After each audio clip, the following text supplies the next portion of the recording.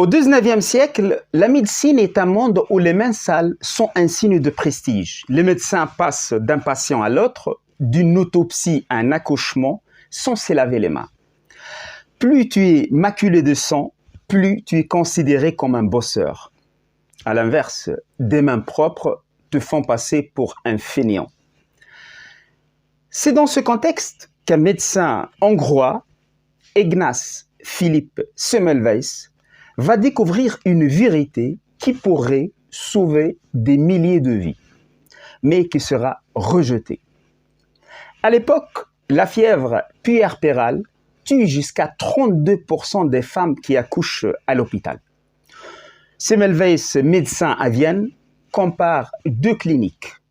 Chez le docteur Klein, où travaillent des étudiants en médecine, la mortalité est de 32%.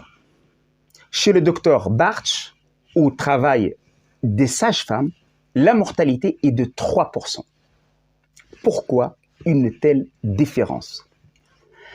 Semmelweis cherche des explications, mais rien ne colle, jusqu'à ce qu'un événement lui ouvre les yeux. Un de ses collègues, le docteur Kolletschka, meurt après s'être coupé en desséquant un cadavre. Ces symptômes sont identiques à ceux de la fièvre puerpérale. Semmelweis conclut que les médecins transportent des particules cadavériques sur leurs mains et infectent les patientes. En 1847, il impose un lavage des mains à l'hypochlorite de calcium. Résultat, la mortalité chute à 1%. Mais au lieu d'être acclamé, il est ridiculisé. Les médecins refusent d'admettre qu'ils sont responsables des morts.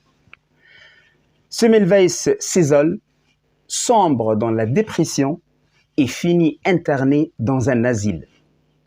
Battu par ses gardes, il meurt le 13 août 1865.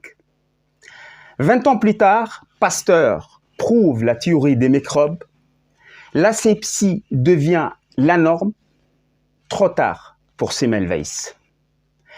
Certes, Semmelweis avait raison, mais il a eu raison trop tôt. Merci pour votre attention.